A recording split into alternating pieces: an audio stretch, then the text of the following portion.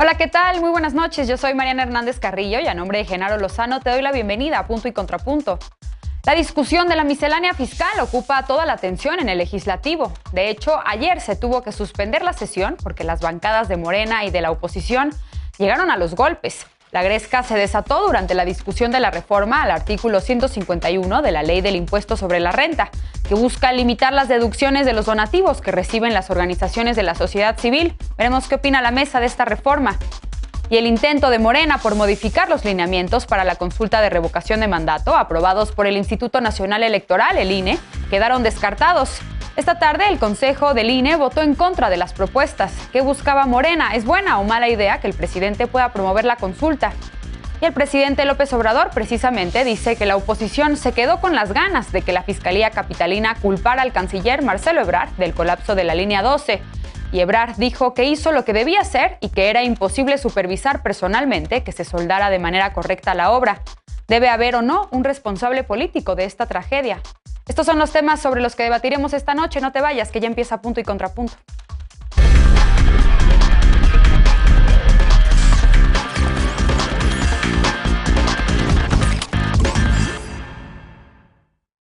A golpes. Así terminó ayer la sesión en la Cámara de Diputados sin que se aprobara en lo particular la miscelánea fiscal para el 2022. Fue precisamente durante la discusión sobre el tope a las deducciones a organizaciones de la sociedad civil que legisladores de Movimiento Ciudadano, el PRD y el PAN intentaron tomar la tribuna, pero integrantes de la bancada de Morena lo impidieron y ahí se desató el enfrentamiento. Veamos en contexto.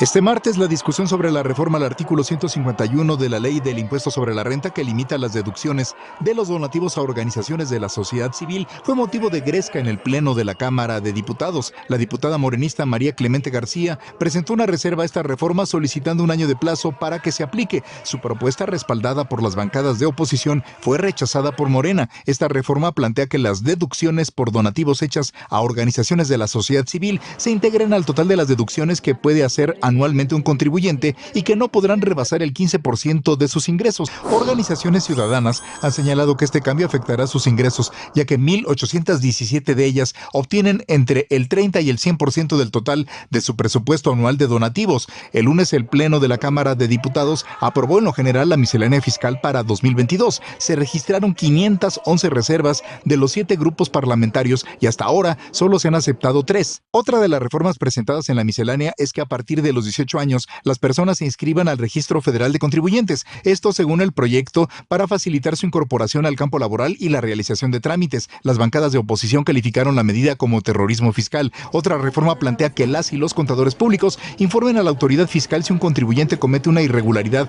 o conducta considerada como delito. El Instituto Mexicano de Contadores Públicos consideró que los contadores perderán la imparcialidad e independencia que requiere llevar a cabo un dictamen fiscal. Punto y contrapunto. Primer tema de la noche y para debatir nos acompaña como cada lunes y miércoles Lisa Sánchez, directora general de México Unido contra la Delincuencia. Buenas noches, querida Lisa, ¿cómo estás? Muy bien, aquí a deshoras y desde otras latitudes, pero con mucho gusto de verles el miércoles de Mariana. ¿Cómo están, Eder, Pilar? Buenas noches. Bienvenida. Hola. También nos acompaña Eder Guevara, como cada lunes y miércoles, fundador de Morena y antropólogo. Muy buenas noches, Eder. Hola, querida Mariana, qué gusto ver tan animada, Lisa. Buenas noches a todas y a todos en la audiencia. Bienvenido. Y Pili Morán, consejera nacional del PAN. Muy buenas noches, Pili, qué gusto tenerte por acá. Hola, querida Mariana, un gusto estar aquí con ustedes. Hola, Lisa, hola, Eder. Un gusto compartir mesa. Bienvenida. Bueno, pues a ver, Lisa, empiezo contigo este primer tema de la noche. Veíamos que literalmente la discusión por la miscelánea fiscal en la Cámara de Diputados sí llegó hasta los jaloneos, hasta los golpes, literalmente. ¿Qué decir de este enfrentamiento? Pero más allá de esto, pues del contenido de la legislación en materia fiscal que se está discutiendo en el Congreso, ¿qué destacarías como un primer punto?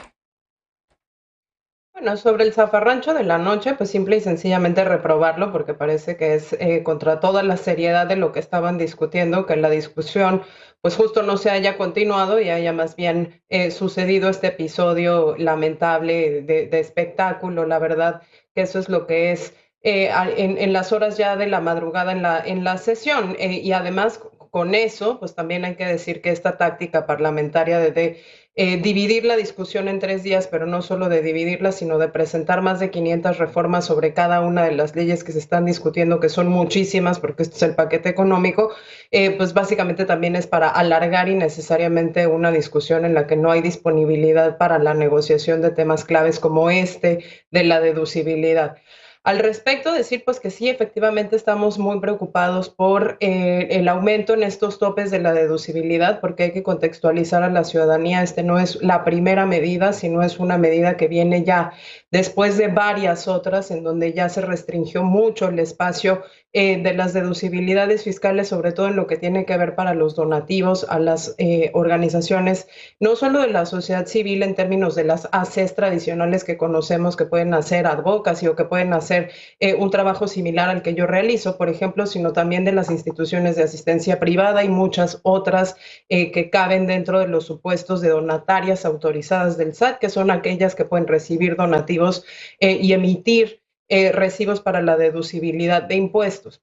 Te pongo 2 ejemplos porque creo que la nota apuntó bien a qué es lo que se propone con la ley. Básicamente lo que se está proponiendo con la ley es que si antes había la posibilidad de deducir hasta 7% del total de los ingresos anuales en donativos para este tipo de instituciones, más el 10% de las aportaciones adicionales al ahorro para el retiro, a las que ya se hacen desde la deducción de los patrones, más hasta el 15% de los ingresos anuales por diversos motivos como seguros médicos, educación, gastos funerarios, etcétera, pues lo que ahora se dice es el tope total es del 15% y se mete ahí una excepción particular para el tema de las aportaciones adicionales al fondo para el retiro. Eso quiere decir pues que en vez de lograr un máximo de 32, que además hay que apuntar, no todo el mundo lo hacía, ahora vas a quedar en 15% y eso le pega a las organizaciones de la sociedad civil. Pero me voy a concentrar rapidísimo en un minuto en cuáles son las otras cosas que ya se hicieron para que veamos cómo sí efectivamente se está limitando el espacio de acción de la sociedad civil. El año pasado también en la discusión de la miscelánea fiscal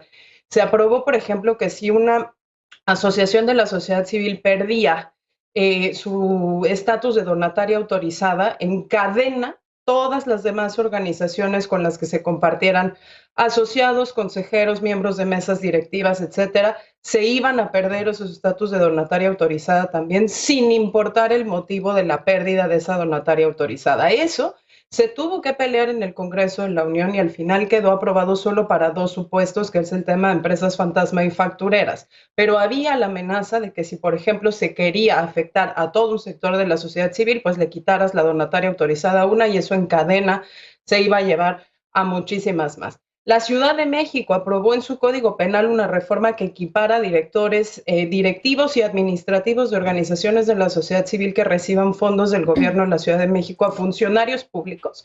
Y en caso de que detecte alguna irregularidad en el manejo, que es la propia autoridad la que lo detecta, te pueden inhabilitar hasta por 20 años y meter preso hasta por 8 años, como si realmente nosotros fuéramos funcionarios nombrados, ¿no? Sí. Que tuviéramos responsabilidad sobre esos recursos. Ahora lo que se quiere hacer es limitar esto en un contexto, además, en donde la sociedad civil, hay que recordarlo, fue el primer enemigo declarado del presidente López Obrador en sus mañaneras desde que era presidente electo, ni siquiera presidente en funciones, lo mismo que después fueron los policías. Entonces, esto, sumado a, digamos, como la batalla constante con las mañaneras, pues termina siendo muy preocupante y la única razón es porque va a afectar a las ACES más pequeñas, porque va a afectar de manera desproporcionada a las ACES de los estados de la República, no necesariamente a las del centro, y porque va a aumentar la dependencia de fondos internacionales y de fondos de organizaciones transnacionales, pues en algo que en realidad debería fomentarse desde pues la cultura de la donación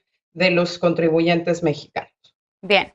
Eder, pues con lo que plantea Lisa, estas implicaciones de lo que limitar, digamos, las donaciones a organizaciones de la sociedad civil y a otras organizaciones que ella ya nos ejemplificaba, podría tener esta reforma que se está discutiendo en la miscelánea fiscal. ¿Cómo ves? Se ha criticado, pues como Lisa ya nos pone sobre la mesa, pues efectivamente que muchas organizaciones dependen de estas donaciones. Y bueno, ¿cómo podría esto desincentivar, digamos, pues sí, la cultura de la donación? ¿Qué más destacarías tú de la discusión sobre la miscelánea fiscal y qué más te preocupa? A mí me gustaría poner un poco en contexto. En la reforma eléctrica que propone el presidente López Obrador, hay una figura, la del autoabasto, que se vuelve central y que, por supuesto, que se pretende regular con más fuerza. Esta figura es muy importante para que grandes empresas que de pronto tengan las condiciones de tener un guardadito de energía limpia, que hayan captado con energía solar o de alguna forma, tengan ese respaldo y hay incentivos para que tengan ese respaldo. ¿Qué pasó? Que esa figura del autoabasto, los empresarios la degradaron, pervirtieron de forma tal que sirvió para defraudar al Estado mexicano. Este tema de las deducciones fiscales para donar a organizaciones de la sociedad civil, por supuesto que es algo que es muy útil y que muchas organizaciones han construido cosas muy valiosas para la vida pública del país gracias a la figura de las donaciones y de los deducibles de impuestos. Pero también, y eso yo no escucho que las organizaciones, y no digo que no lo estén haciendo, pero yo no he escuchado foros en donde las organizaciones se replanteen cómo generar otros mecanismos para recibir estos donativos sin que sean motivo de corrupción. Quienes hemos tenido vinculación con organizaciones de la sociedad civil, sabemos que tiro por viaje, el acuerdo es, va, te doy un donativo, pero me facturas tanto. O a veces incluso los donativos son fantasmas, les dan el equivalente del IVA que tienen que pagar Hacienda, les dan una lana extra para lo que necesiten y el resto de los donativos no sucedió. Hay un esquema de corrupción consolidado a través de estos mecanismos y pues una de las prioridades del gobierno mexicano es la de la recaudación fiscal en un contexto en el que venimos en la recuperación económica, no solamente por la pandemia, sino por la crisis neoliberal de tantos años que generó boquetes financieros y gracias a mecanismos de corrupción, entre muchísimos otros que han quedado demostrados. A nivel internacional, la opinión pública especialista reconoce que el gobierno de México, el de Andrés Manuel López Obrador, se ha caracterizado por la responsabilidad fiscal, por la capacidad de recaudación de fondos y porque ha eliminado una serie de mecanismos a través de los cuales se evadía impuestos. Esto obedece a esa misma lógica. Por supuesto que tendrá que haber un proceso de adaptación de las organizaciones. No dudo lo que dice Elisa de que muchas organizaciones se verán afectadas. Y creo que una de las discusiones que valdría mucho la pena es qué otros mecanismos o cómo hacerle para que se erradique la corrupción en estos mecanismos de financiamiento de las organizaciones de la sociedad civil, porque eso es lo que está en el fondo. No es una campaña en contra de la organización de la sociedad civil, es en contra de la corrupción y de este grupo de empresarios que se acomodaron a la lógica corruptora del régimen que terminó y que, por supuesto, también pervirtieron estos mecanismos. No me dejarán mentir. La corrupción y el tráfico de influencias es en muy buena medida lo que determinaba qué organizaciones recibían fondos y cuáles no. Es absolutamente cuestionable que organizaciones cabilderas que se meten en el tema energético, que se meten en el tema educativo, que se meten en el tema político, de repente son las más beneficiadas de estos esquemas de financiamiento y son gente que viene también de las empresas. Entonces, ahí hay un problema que la sociedad civil no ha querido poner en el centro del debate, no han querido problematizar esta circunstancia. Sí. Entonces, pues la propuesta del gobierno federal está encaminada a eso. Y por último, ningún gobierno había hecho tanto por las juventudes. Que hoy el PRIAN esté hablando de terrorismo fiscal o financiero, por lo que la propuesta de el RFC para juventudes es un despropósito absoluto. Sí, justamente sobre ese tema también quería preguntarle para escuchar la opinión de Pili, que precisamente es otro de los temas, Pili, que ha causado controversia en la discusión de la miscelánea fiscal y es esta iniciativa para que las personas mayores de 18 años pues sean registradas obligatoriamente en el Registro Federal de Contribuyentes. ¿Es o no terrorismo fiscal? ¿Cómo lo ves tú? Y bueno, ¿qué implicaciones tiene, además de esta iniciativa, la otra que estábamos discutiendo ahorita sobre la limitación para los donativos a las asociaciones de la sociedad civil? ¿Y qué más te preocupa sobre esta discusión? Gracias, Mariana. Mira, la miscelánea fiscal enviada por el presidente es profundamente neoliberal. refleja la voracidad que este gobierno tiene por la riqueza de los mexicanos y está diseñada para encontrar la manera de cómo quitarle al pueblo de México su dinero. Lamento la cerrazón de los diputados de Morena para debatir y exponer sus argumentos, pero nos queda claro que solo obedecen órdenes. Yo me centraría en 4 aspectos preocupantes de la miscelánea propuesta, ya respondiendo a tu pregunta. 1, criminaliza contadores públicos asignándoles tareas propias del Ministerio Público. 2, obliga a jóvenes de 18 años a registrarse al SAT y declarar impuestos. Imaginemos, por ejemplo, qué va a pasar con los estudiantes que salen fuera y que reciben depósitos de sus padres para los gastos escolares. ¿Cómo van a declarar ese ingreso? Los estudiantes tienen que ser estudiantes. A los 18 años, obviamente no puedes trabajar y no puedes declarar ingresos. A mí se me hace un absurdo ese punto. 3, limita los donativos de privados a causas altruistas. Tal parece que el presidente no le basta con dejar sin quimioterapias a los niños con cáncer y ahora también quiere impedir que los privados atiendan esa necesidad abandonada por el gobierno. Y bueno, 4, aumenta impuestos a empresas maquiladoras tomando como base sus ingresos totales y no sus utilidades. Y bueno, ya pasando a la parte del presupuesto de egresos, por otro lado, propone el gasto público más grande de la historia, pero no queda claro cómo se cubriría ese aumento. La propuesta del gobierno parte de supuestos muy optimistas en cuanto al crecimiento económico, a ingresos fiscales, a inflación, al tipo de cambio, a producción petrolera y al precio del crudo. Y me parece que los ingresos son poco realistas y el déficit entre el estimado de egresos contra los ingresos supondría un incremento de contratación de deuda pública. Y resalta el hecho de que el presupuesto está canalizado exclusivamente a prioridades del presidente y no a la de los mexicanos.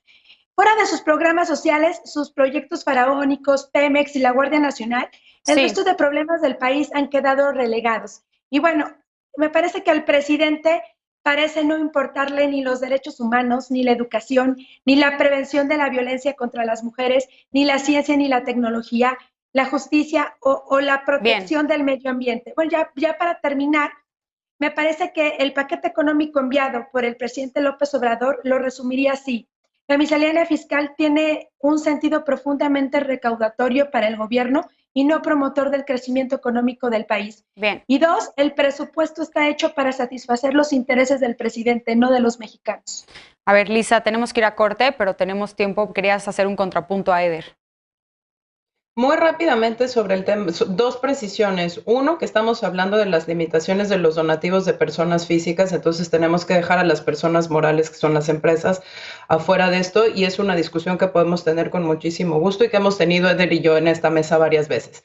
Y lo segundo es el tema de los esquemas de la corrupción de las organizaciones de la sociedad civil, en donde yo de verdad que los invito no solo a revisar la página del SAT para que vean todas las obligaciones que se nos imponen a las que somos donatarias autorizadas y la manera en la que tenemos que responder a partir de los últimos años los informes de transparencia, teniendo que subir hoja por hoja todas las invitaciones, todas las comprobaciones. No hay forma en este momento, con toda la complejización de las obligaciones de transparencia de las donatarias autorizadas, ojo, las que sí tenemos esa posibilidad de deducibilidad de impuestos, para que en este momento se nos diga que esta medida, que sí es profundamente recaudatoria, pero que además puesta en el contexto de todas las demás medidas, donde ya se suspendieron también el otorgamiento de los fondos federales para las OSCs, no es un acto también de reducción del espacio participativo, porque se entiende desde el gobierno federal que solo el gobierno se puede hacer cargo de lo público. Bien. Y eso no es cierto. Bien, pues seguramente seguiremos discutiendo el tema de la miscelánea fiscal. Ya no tenemos tiempo para otro punto, tenemos que hacer una pausa. El INE rechazó hoy la propuesta de Morena de modificar los lineamientos para la consulta de revocación de mandato. Entre otras cosas, el partido del presidente buscaba que el mandatario pudiera promover la consulta. Volvemos con este tema, punto y contrapunto, no te vayas.